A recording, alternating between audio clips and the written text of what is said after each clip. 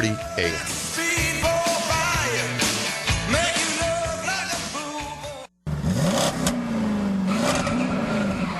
Like the lure of speed and the finest in luxury? Then come to the Festivals of Speed presented by Bert Smith Porsche, Sunday, April 3rd, downtown St. Petersburg in Vinoy Park. Festivals of Speed is a gathering of the world's most exotic cars, motorcycles, and luxury brands. Names like Porsche, Rolls-Royce, Bentley, Ferrari, Lamborghini, and others will be on display. Want to be part of the action? Register your car or motorcycle online today. The Festivals of Speed presented by Bert Smith Porsche, Sunday, April 3rd, downtown St. Petersburg in Vinoy Park. For more information, visit festivalsofspeed.com or call 352-385-9450. That's festivalsofspeed.com, 352-385-9450.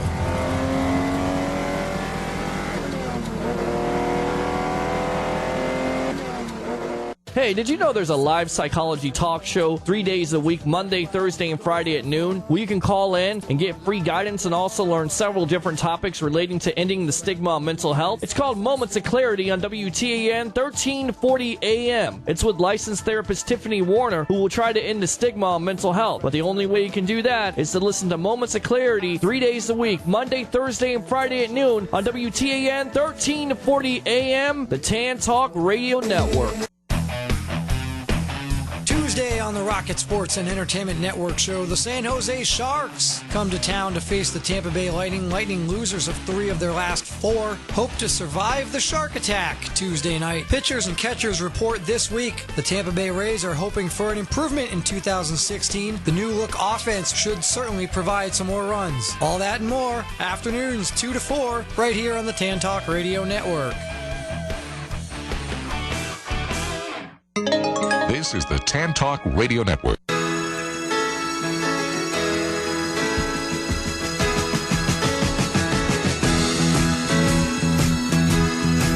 The Erin Rizzo Show on the Tan Talk Network. This is the show for seniors, caregivers, and their families. She is the author of the best-selling book, Aging in America, Navigating Our Healthcare System, which is available at Amazon, Nook, Kindle, and at agingguidebook1.com. Having worked over 20 years in the industry, she has the insider information about the healthcare system and how it works, and will help you navigate around the business side of aging in America. She also works as a patient advocate, consultant, and educator. Now here's your host, Karen Rizzo. Good morning, Tampa Bay. Thank you for tuning in. We are here discussing all the different components to aging in America and our healthcare system. We've been discussing last week with the one of the board members of AARP and some of the changes in that organization for caregivers that they're implementing. Again, if you've missed any of the shows and you really want to tune in, aside from the podcast here on the Tan Talk Network, you can also reference on YouTube the Karen Rizzo Show, and that's Karen with a Y. I'm sorry, my parents were hippies. But one of the things that we were doing is we really want to empower families and caregivers with everyone living longer and the average lifespan being 99.3 years old. We find more 70-year-olds taking care of 90-year-olds, more grandchildren taking care of grandparents. There's so many different benefits out there and programs to be able to keep people safe and home and pay for the care that they need. So what I'm doing every week is bringing in a different guest that can help outline some of the other resources that are out there.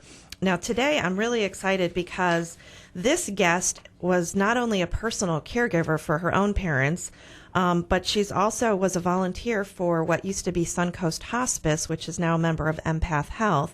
And Kelly Siegel is going to be with me discussing some of the programs that are out there that you may or may not know about and you may or may not be eligible for while you're trying to take care of someone that's needing more care. So welcome, Kelly. How are you doing today? Great, Karen. Thank you for having us today. Thank you. Yeah, I really appreciate it. It's interesting to see the evolution that Empath Health has gone through over the last few years, and I think it's so exciting for the community to know what is available to them. I've seen, and I know you've seen, caregivers struggle in various ways in figuring out how to not only take the physical toll of taking care of a loved one, but also then how to pay for it, how to make sure to keep the lights on and, all the doctor visits. But I was interested in your story. What got you involved in wanting to work for hospice? Well, as you said, I stated I took care of my parents while my kids were in elementary school. So I was part of the sandwich generation while both my parents passed. And my mother, we took care of her for 11 years with my family. I wasn't the only caregiver. I was the only daughter, so I was the primary one. Yeah. So It does fall on the girls. It does. So when my son went away to college and my mother was really declining, I could see that my daughter was just 2 years behind that. And pretty soon I would not only have an empty household, but an empty role as caregiver. So I started trying to add things, positive things back into my life. I went to Toastmasters. I met a staff person from what is now called Empath Choices for Care, who did living wills and healthcare surrogate education. And so she brought me, she said, why don't you come have lunch with me at Suncoast Hospice? So just walking on the grounds there, I really felt like that was a place that I should be. And while I was figuring out what I wanted to do over the next few years, I started volunteering. Oh, that's great. Yeah, walking the grounds of hospice is very peaceful. They have so much more than I think a lot of people think is involved in hospice. And I've realized through the years that their role is in so many different, on a facility level, there's a hospice nurse in every nursing home. There's a hospice team for a lot of assisted living facilities. And a lot of people probably don't realize how much Empath Health offers the community these days. So I'm really grateful to have the time to kind of get into how it works, what's out there. But maybe you can give me just like a brief overview of what is Empath Health. Absolutely. I know there's quite a bit of confusion out in the community, so this is a great opportunity. And once again, thank you. Well, Suncoast Hospice has been in Pinellas County for 38 years. So over time, the community has asked us to do more. So during that time, we added HIV and AIDS services and case management and counseling under our ASAP organization. We brought in what is now called Empath Choices for Care. Okay. And that does the living will and healthcare surrogate education. And we give free resources for that also. Then we took on Suncoast PACE, which is an acronym that stands for Program All-Inclusive for the Elderly. Okay. It is a medically based adult day center. Oh, okay. So we provide transportation for the senior to the day center where they can receive their primary care physician appointment. There's physical therapy, there's showers, there's occupational therapy, there's nurse practitioners, there's activities from laughter yoga to sewing class to Spanish to, of course, bingo. Of course. Because you can't have a senior center without bingo. No. There's meals there. We have our own chef who provides a large lunch, a light breakfast, and a snack in the afternoon. And there's many more services. But that program is designed to maintain or improve your health. Right. So once you start adding those kinds of services to an organization with the word hospice in it, people are not totally engaged in listening to your message. Well, and I know that that's where some of the confusion has come in to play, because I had a 92-year-old client living down in St. Petersburg, and the bless her heart, she was a sweetheart, and she's still kicking. She's doing great, but she's part of your PACE program. And the elder law attorney, when they were setting up the trust to try to expend her assets and extend her time at home, really, she had been diagnosed with a little bit of dementia, but still pretty high functioning, and had a whole lot of confusion about how trusts work. And that was kind of my role, was to come in and sit with her and really show her the changes that have happened, because she couldn't understand how her daughter could move money around her accounts from New York, and and she's a retired nurse, so she was a tough cookie. She made me sit on a little stool down there and said, "You can just sit there till I want to talk to you." But it was PACE 3 days a week that when we were I was trying to explain to her, nobody's stealing your money. Your money is still there. You don't need to get on a bus and go to the bank to check on your money. And that part of the reason that her account couldn't have more than a certain amount of money was because of the Medicaid status for PACE.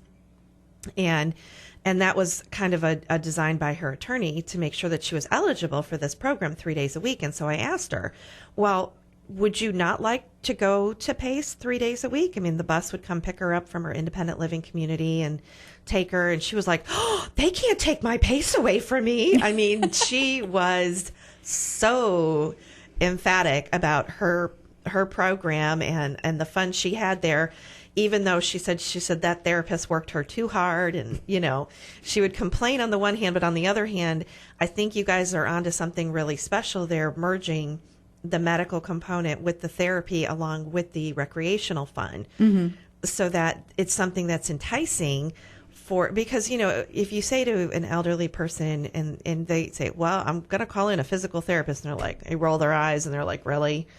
And even if you bring in, the cutest little, Brad Pitt or something of a therapist, sometimes you just can't get them engaged in the process of exercising and health and their own health and wellness. And, us being, 30, 40 years younger, it's a challenge for us sometimes to get it motivated about going to the gym or being exercise. So I can see where it would be a real confusion to the community.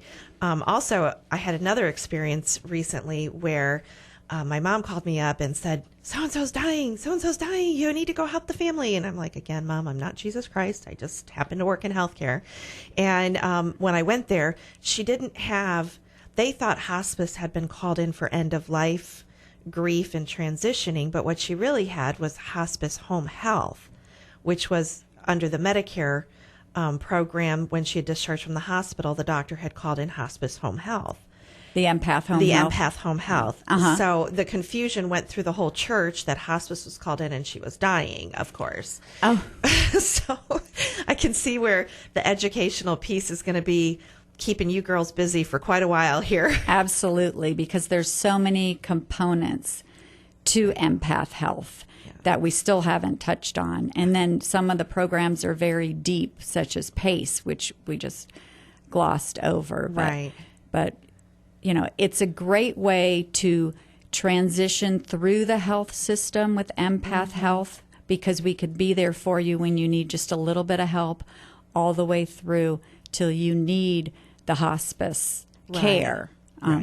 End of life plus, which is hospice. Right. And that's the thing that I find really kind of exciting because, in talking about the help that caregivers go through, especially when a loved one becomes chronically ill, and we'll get into that a little bit more after the break here in a few minutes, but there are so many more positive programs out there that help people in the community just get educated for free. Mm-hmm. It doesn't cost them a dime. Aside from the choices for care, which is so crucial, if you don't have advanced directives, guys, you have to get them done. They're the most powerful pieces of paper out there. And we're not just talking about who gets the dresser and the china and the financial piece of it, but it's the living will, the advanced directives, the healthcare surrogate papers, the power of attorney papers, and Empath Health can help you get those for free through Choices for Care. So. Absolutely. And there's also a change in the law as of January 1st. I'm not sure that you're aware of this, Karen. Oh, they did another one? And for living wills. Now, okay. Just to assure you, everybody's living will is still legal. Okay, good. It's legal. You don't have to worry about it. But what they've realized is that dementia and Alzheimer's patients have very cognitive days, but they also have days that are not very cognitive. So there is a provision to pull the healthcare surrogate in to help you with everyday decision making, not just the when you're totally incapacitated and two doctors have approved that you are now, ready to evoke your living will. Mm-hmm. Okay, so they're working on that now through Empath Choices for Care. And if you go to our website, which I guess Karen has put up, www.empathhealth.org, empath.org. There's more information there, and we're also having an event on April 15th. Oh, okay. Is that what location? Because I know you have That multiple. would be at our Roosevelt office, 5771 Roosevelt Boulevard.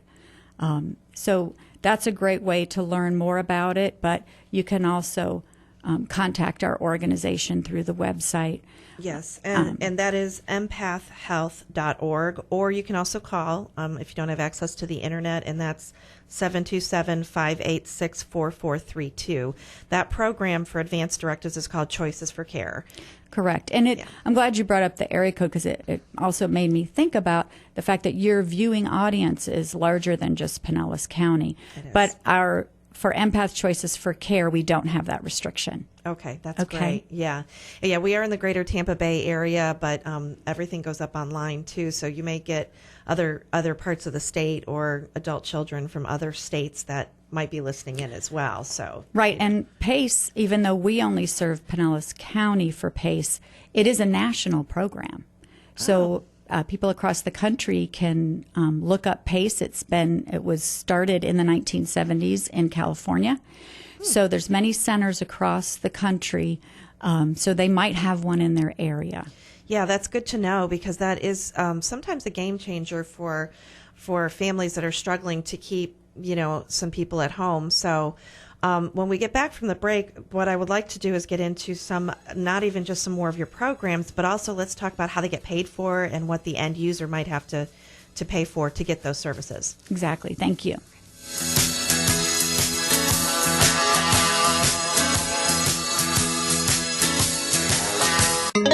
This is the Tan Talk Radio Network. Are you caring for a loved one who needs more time and attention than you have to give? Arcadia Home Care and Staffing provides specially trained companions who provide personal care with an extra measure of warmth and professionalism, so those you care about can have their needs met right at home. Keeping your loved ones in familiar surroundings can make a world of difference in their quality of life. Call Arcadia today, the Quality Home Care Service. All Arcadia caregivers are background checked, bonded, and insured. In Pinellas or Pasco, call 727-579-9414.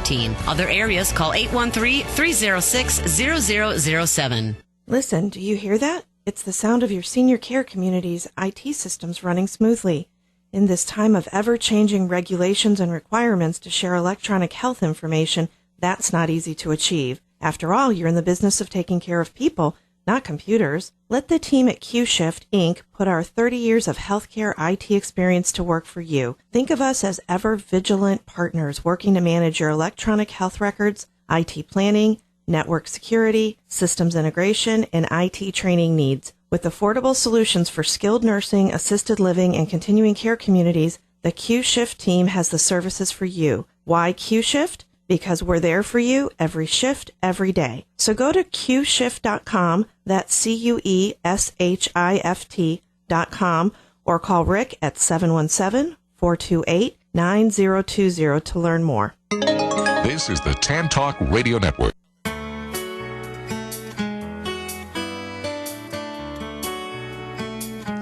Thank you, Tampa Bay, for tuning in. We are here discussing what caregivers can access and how Empath Health can help them if they're caring for somebody that is chronically ill or has an advanced illness. Right from before they really need end-of-life care along the way, and all the free programs and some of the educational programs that are out there. I have as a guest Kelly Siegel from Empath Health. She's worked for them for a long time now. And before the break, we were discussing PACE and home health and how some of these programs can really help people stay at home safely or wherever they call home.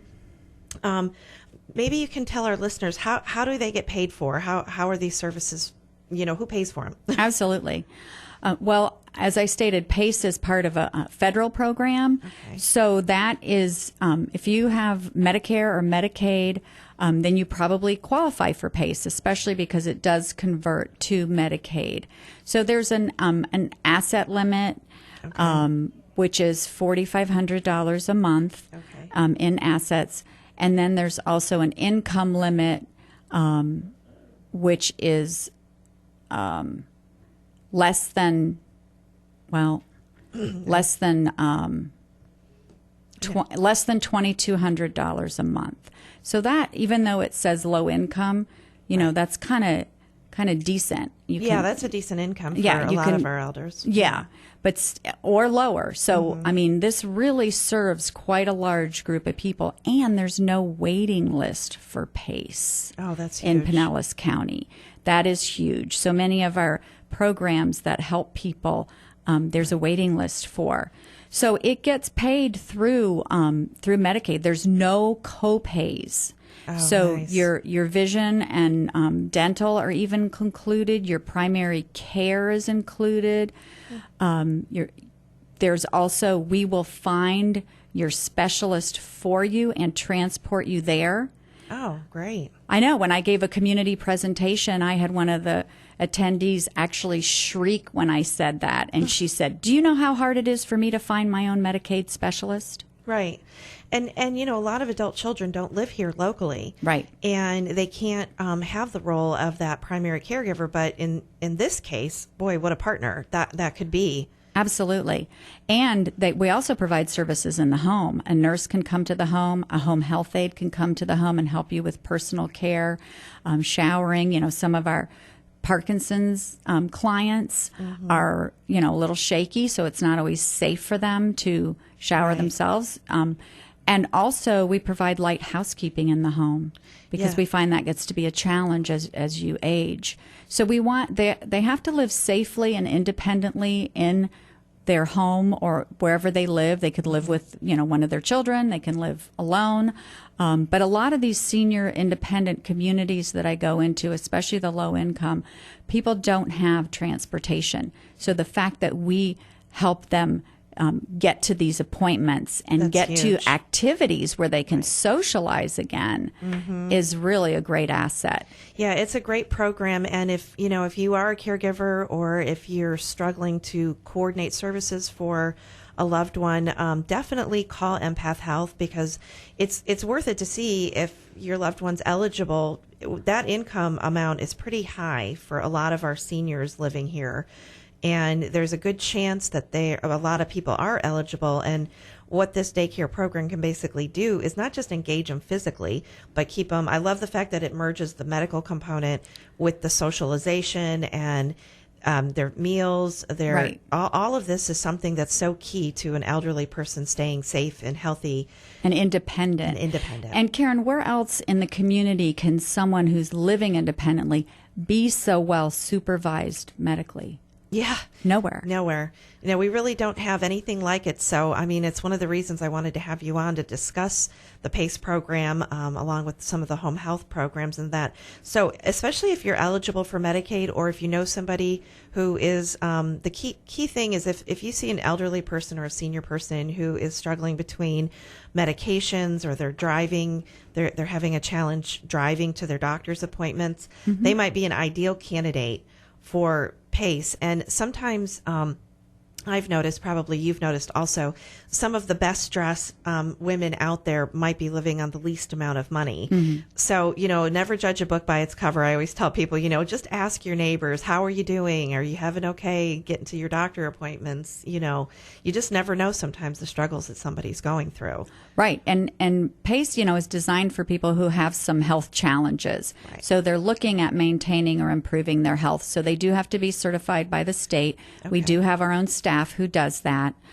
We do inspect the home to make sure that it's safe. Can they get up and down the stairs safely if they have stairs? Those kinds of issues. And also the age requirement is senior, but it's 55. Oh, so I didn't realize that. That's it is. Great. That's fairly young. Yeah, that is fairly young. So, and my understanding is that as long as they've had some diagnosis of a medical condition of some sort, like Alzheimer's or dementia or Parkinson's. Yeah. So yeah. even if they're early stages, they're still eligible for this. Right. So that's a big thing. So PACE is one of those little known, best kept secrets out there that we're trying to get the word out to tell people to call. And if you think that you might be eligible or someone you know might be eligible, you can go on the website, which is empathhealth.org, or you can call the main office here, which is 727-586-4432. Now, if you have, I know you probably get this question all the time because you guys do so much partnering with your patients and families from when they're, minimally ill all the way until their end of life. But if you are asked by someone who has a family member with a chronic illness or a very advanced condition, where would you tell them to start? And maybe we can kind of go through the process of what you all offer. Okay. I often run across people when I'm giving a community presentation who obviously have more questions than they really want to raise their hand and ask. Maybe they don't want to share their total situation. Can't blame them. Right. So as community outreach specialist, our department will actually sit down one-on-one with people and do an informational visit. So I could sit, in your home or wherever you're comfortable, and we could go through all the services that Empath Health has to offer in a relaxed setting and get your questions answered. So, if you need just a little bit of health assistance, like through our skilled home health agency, we have Empath Home Health, which is fairly new. And we do take Medicare and other insurance. I don't know the whole list. Yeah, the list. There's so many anymore. Right. So it's just easiest to call. And it's through, you have to have a doctor's order for a home health agency to come in. But it's wound care, it's physical therapy. It's many of the services that people have had in their home before. Right. It is not part of our hospice program. Right. It is a separate skilled home health agency. And a lot of people may not realize that when the Affordable Care Act rolled out, that also they put a provision in Medicare for gait training and strengthening 4 times a year. So if you have a loved one, and I always try to get the community and caregivers to look at it, if mom or dad or whoever you're taking care of seems like they're having trouble with what they call the get up and go, and it seems to be taking a little longer. I mean, there can sometimes be a medical condition like a urinary tract infection or something going on, but ask your doctor for an order, because the physical therapy and that strengthening can sometimes be the game changer between an elderly person not just feeling good, but being able to stay home longer or not need a nursing home, but more importantly, avoiding falls. Which I think is the main reason why we fought as an organization, as an industry, so hard for that provision to be in the skilled home health services. Because you remember, Kelly, you had to fall and break something, and then afterwards you could get home health and a therapist to come work with you in your home. Where now they can have it done as long as you get a physician's order preventatively, and hopefully prevent a fall that's going to end up landing you in the hospital with a fractured knee or ankle, or pelvises are the worst, guys. Something like that. So that's one of the things I always try to include in my community education too, is that, it's available. It's a benefit. Your taxes have paid for it. Use it. Absolutely. And that is so key, because people, it's a shift in thinking, and we're not used to it yet. If you wait until crisis mode, if you break the hip, you break the pelvis, you're doing the rehab center, and you back and forth like that, you have now excluded yourself from some of the community programs that were available out there. That's true. Because you didn't accept a little bit of help when you could have used it. You didn't access the physical therapy multiple times a year to keep you strong. If you think about what elders do in the community, even if they're living independently or if they're living with their daughter, say, think about how far they walk in a day. Right. Do they walk to the mailbox and back? Do they walk to the kitchen and back? That's about it. If they go to the grocery store, I know when I go to the grocery store, I typically go up and down every aisle, because I only want to go once a week. Right. But when a senior goes, they typically go in multiple times a week for a few items. Right. So they're really not walking as far. They're not doing those kinds of daily activities. And if they're living with their children, they're probably not cleaning or cooking like they used to. Well, and there is a technological advancement in this. You might have heard of it, called Smart Soul. And it's under smartsoul.com, smartsoul, SOLE.com. But basically, it's an insert of a shoe that has a almost like our health app on our phones, or one of the Fitbits that people use for exercising, Well, it has a GPS tracking in it, so you can actually see how much mom or dad, regardless of what state you're in, has walked in a day. Oh, interesting. Yeah, it's one of in my travels. I'm always interested in the shiny, pretty, cutting edge stuff, and basically there's a monitoring fee that a family would pay for this service. But who doesn't wear shoes? Mm-hmm. So where an older person, I don't want a Fitbit, I don't want a this or that, or all you kids with all that stuff, but it is something that can be slipped into a shoe, and it's good for two things. If there's an elderly person living alone, and some of them will wear the Lifeline necklaces or something like that, but if they don't, it is one more tool where an adult family member can see, oh, right now mom's at the church. Oh, she's at a beauty parlor. Or if she gets lost from her normal walking area, which might be to the store, might be to the mailbox or to a neighbor's house, they'll know it immediately. It sends out a notification and a red flag that she's detoured. Mm-hmm. So it's interesting that there's a lot of technology now to help keep people independent at home, strong and safe. And I love seeing some of these tools that families can use for it. But you're right. Your message is preaching to the choir here. If you wait too long, you are missing out. It's just like I've told some families and elderly people at presentations, if you wait to decide to move into independent living, you're probably now at the point where you need assisted living. And if you say, okay, today I think I should start looking at assisted living facilities, there's a good chance you might have already missed that window too.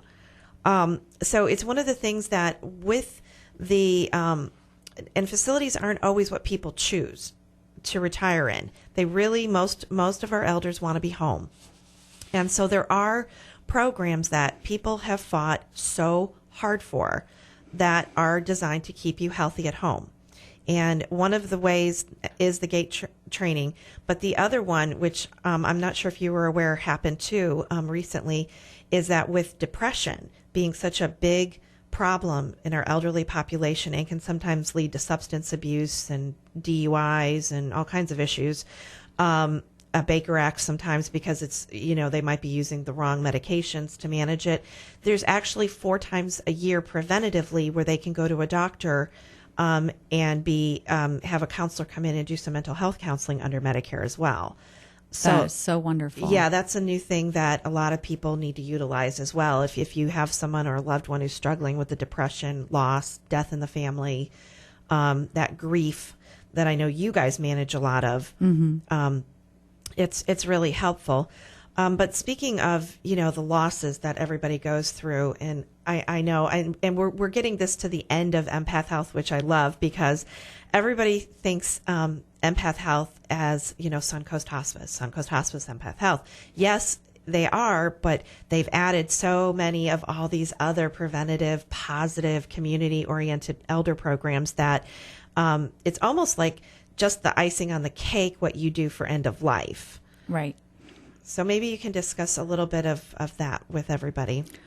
Okay. Well, for our hospice services, which are actually more than end of life, we have noticed that in the community, you can get some end of life care at facilities or through a home health agency. But there's actually a Medicare benefit that is written for hospice care because it includes more than end of life care. And Medicare considers a hospice organization the expert in end of life care. So they include, the doctor visits and the nurse visits wherever you reside, whether it's in your home or, like you said, we go into the nursing facilities and ALFs and independent living. So we go there, and we also add components like you're talking about.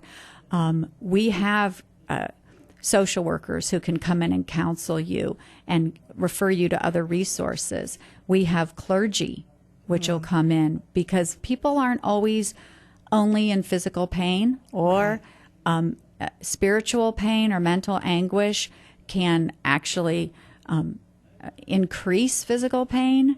So absolutely. So we're there for the whole picture and the family too. Right. And, you know, the caregiver watches their loved one go through this process.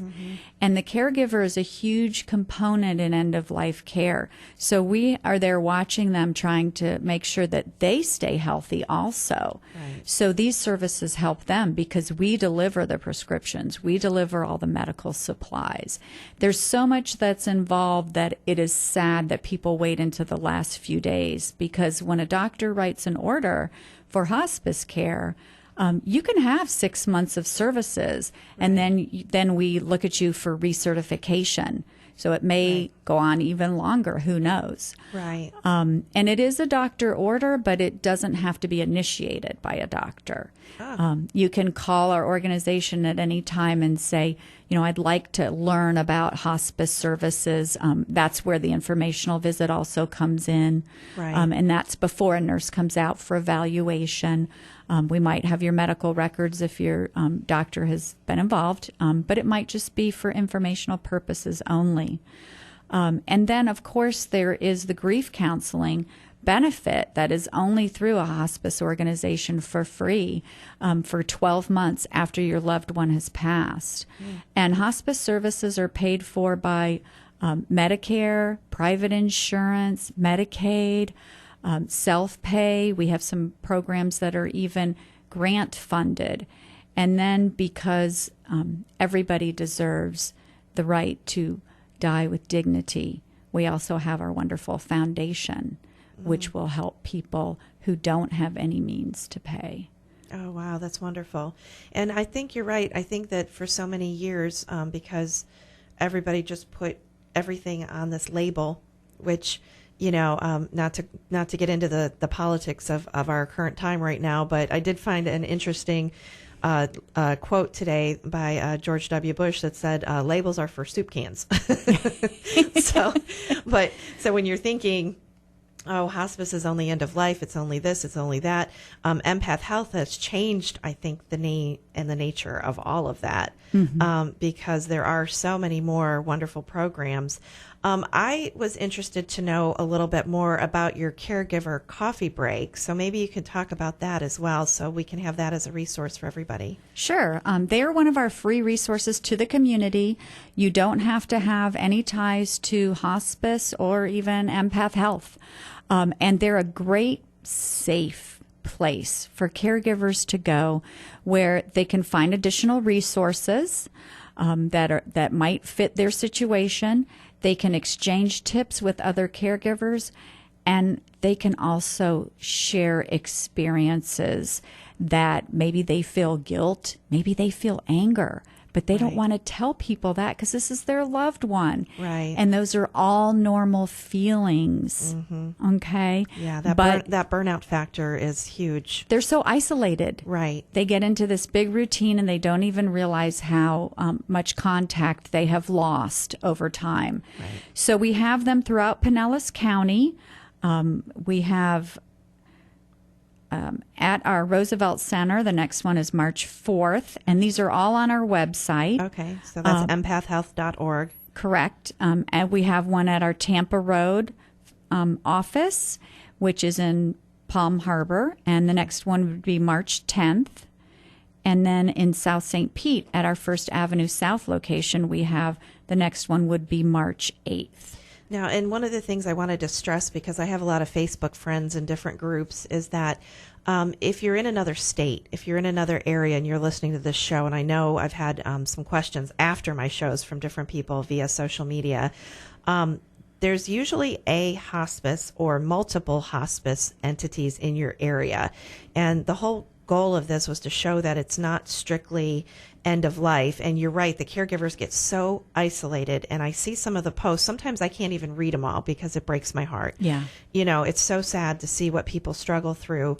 And they're very, very isolated. But if you have access to the internet or you have access to a community resource locally, find out if there's a hospice program or company in your area, because if they're anything like Empath Health, they can be a real blessing for that caregiver who's struggling with the day-to-day behaviors maybe, especially if somebody has advanced Alzheimer's dementia. I think that, you know, it's one of those, that particular disease is one of the silent killers.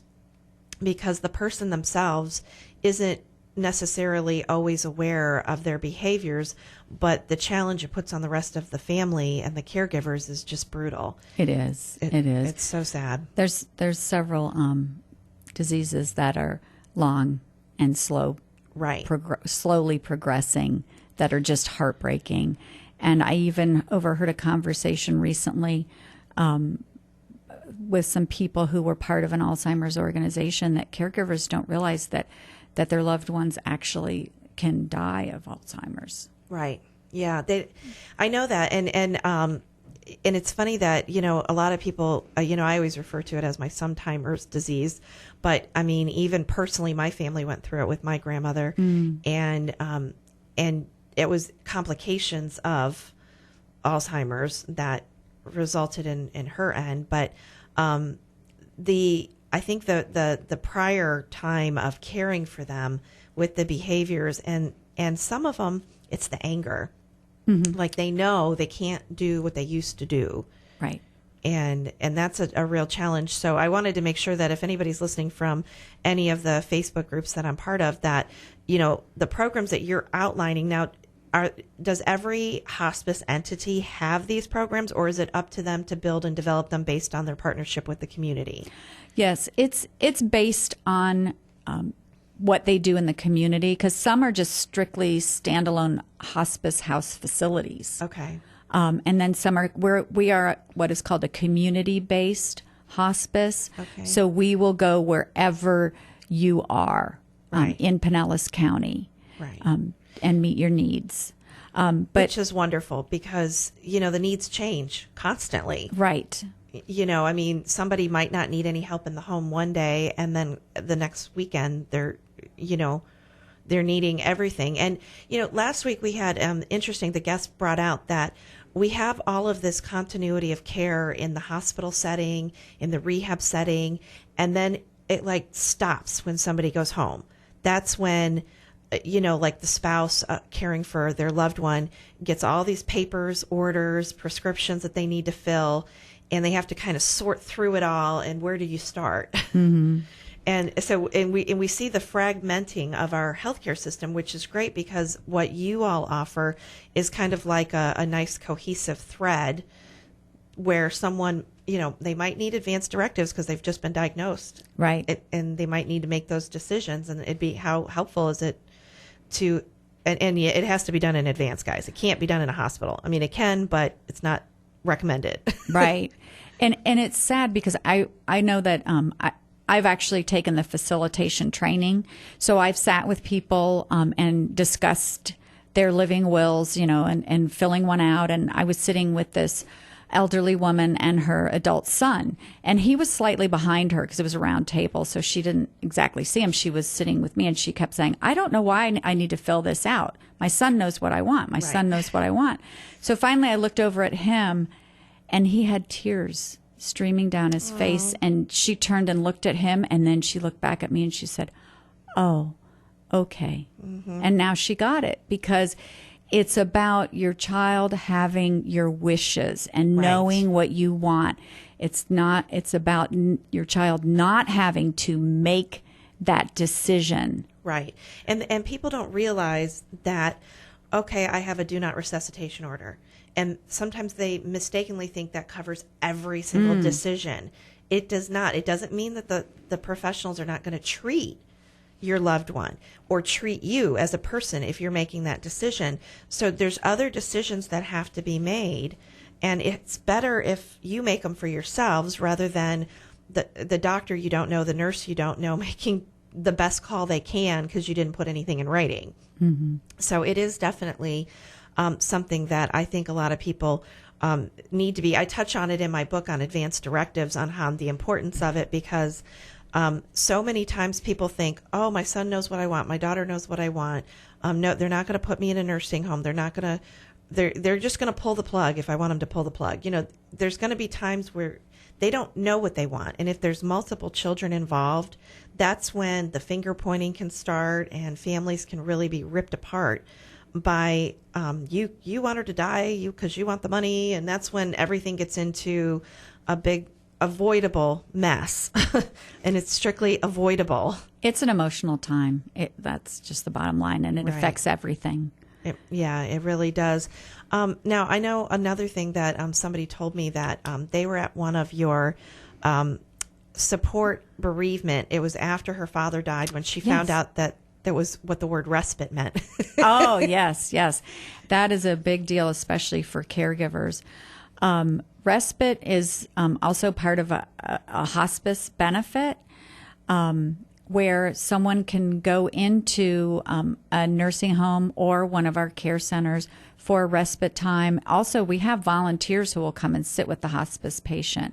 That is called respite, also short-term respite. I didn't know that. That's great. Yeah. And so there's many types of respite, but it's a way that the caregiver can get a break. Right. So even the PACE program provides respite for caregivers. That's true. But our bereavement support groups are free to the community.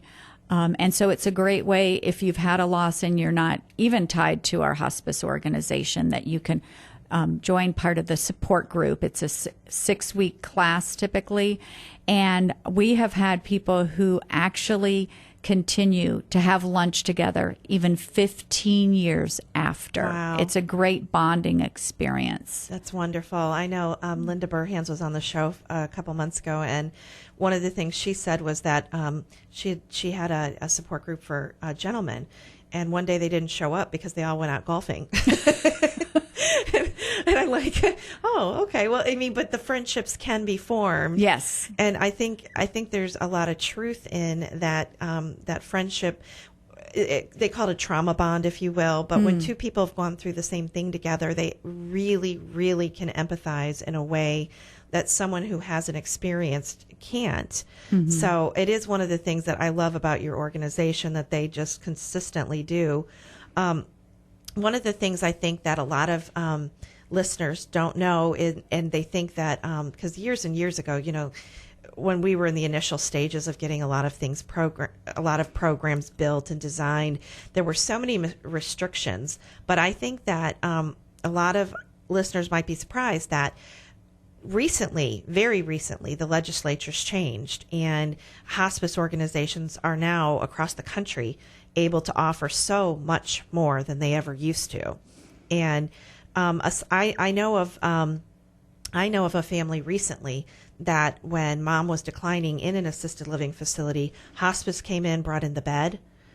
They brought in a hospital bed so that she was more comfortable, grab bars, medical equipment right into her room. And then they had a nurse there and also a chaplain that came in and prayed with her, prayed with the family.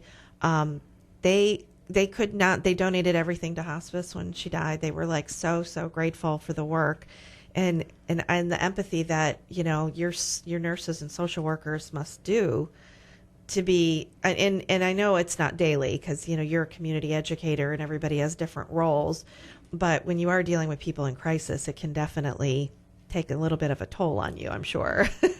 Yeah, well, that's why if you've ever been to any of our administrative offices or our care centers, they are beautiful and the grounds are beautiful because it's not just to keep our patients relaxed, but our staff. Right. So we do try to pay attention to our staff about keeping them, as de-stressed as possible. We really try to care for each other. And there's just certain people who were born to do this work. Yeah. I would agree with that. There just is. So they are amazing on the front line. They're the angels walking among us. They are. Yeah. They are. That one of the great things about when I was the last chapter of my book on aging in America is all about the national resources of hospice. Okay. Mm-hmm. And when I was doing my research on it, I couldn't believe how many really powerful people changed the face of hospice through the years. And it was amazing for me to do that research and that history just to learn the evolution of what it took.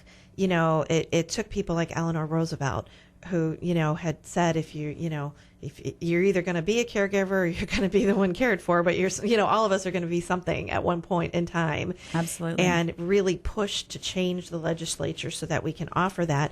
And with such a fragmented healthcare system that we have in our country, and it's a very for-profit healthcare system, I think hospice stands as one of the, the beacons of light to really help soften the harshness of it. And that's one of the reasons why I wanted you guys on today to discuss all the great things you're doing out there. And we've managed to do it as a nonprofit hospice and organization. Empath Health is still a nonprofit. It's a 501(c)(3). Okay, so all of our services that are under that umbrella are under our nonprofit umbrella. Not all hospices actually are nonprofit, which surprises people. That surprised me as well, that a lot of people don't realize that you might be working with a for-profit hospice company. And so it honestly, I think that in my experience, the nonprofits tend to offer more because they do get the tax breaks and the 501(c) status. So they have that shelter benefit. So they can do more, give away more. Like, for instance, if somebody doesn't have, Medicare or Medicaid, or if they do have HIV/AIDS and they're younger, per se, and they're not necessarily, grandma, grandpa per se, my recommendation would be, if anybody's listening or tuning in whenever, is that if you have been diagnosed with anything, and I'm not talking blood pressure and, the normal things, but if you've had a chronic diagnosis or an illness that is most likely going to be terminal, I think the first call you should ever make is write to Empath Health, because that way you're prepared right up front and you build that relationship right up front. Mm-hmm. And then as your condition or your needs change, it's very easy for them to adjust. Yeah. I mean, once you're in the system, then it's just a matter of what do you need when. I'm sure I'm probably making it extremely simplified, but well, I mean, I would back up to, heart disease and, you're saying blood pressure and diabetes.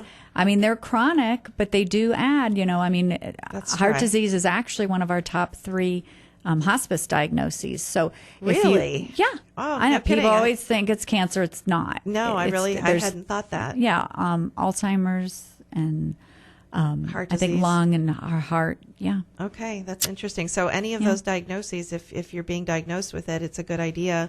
Well, I mean, like I said, we, under our PACE program, we're helping a Parkinson's gentleman. Right. So, I mean, that's a manageable disease, but you might need assistance. Exactly. So now I'd say if you have health concerns or multiple health problems. Right.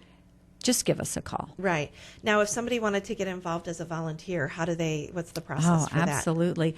We have a wonderful volunteer program. I would say just give us a call, because whether you want to work in our resale shops, which are wonderful ways of actually helping our foundation, and also volunteering all the way through to patient care or pet therapy if you have a well-behaved dog. Well-behaved being key. He did say well-behaved.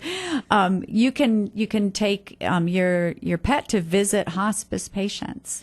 So, that's great. So I would recommend to anybody who's interested that you give them a call. You might want to just be on the volunteering side. I also know that you have a lot of fundraisers throughout the year. Yes, special events. All of these things can keep you involved, keep you active.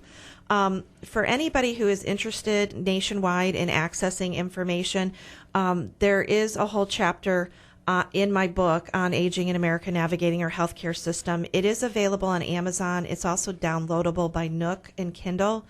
And if you're old school and you want a copy, like paperback, you can always send a $19 check to Elite Marketing at P.O. Box 7221 in Seminole, Florida at 33775. I get all kinds of cute little letters from people too sometimes about their experiences and what they're struggling with. So what I wanted to kind of end the show with, for everyone that thinks that Empath Health or hospice is, such a bleak, down, the whole point of this show is education and empowerment. And the more educated you are, the more empowered you are with your choices, the more you can give a gift to your family so that they're not struggling to figure out what your wishes are and what you would have hoped or wished they did in a certain situation. And at the end of the day, guys, we're all aging as we age here in America. And the goal is that as we're aging, healthy, wealthy, and wisely. And if you've missed any of the shows here on Tan Talk Network, you can always look up YouTube under The Karen Rizzo Show, Karen with a Y. Thanks, and have a great week. Thank you.